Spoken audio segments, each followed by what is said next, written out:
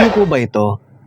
Ang tawag po dito ay concrete cylinder. Umiiyak po yung client ko dahil bagsak po yung konkreto niya. Oh no! Ay, aray ko.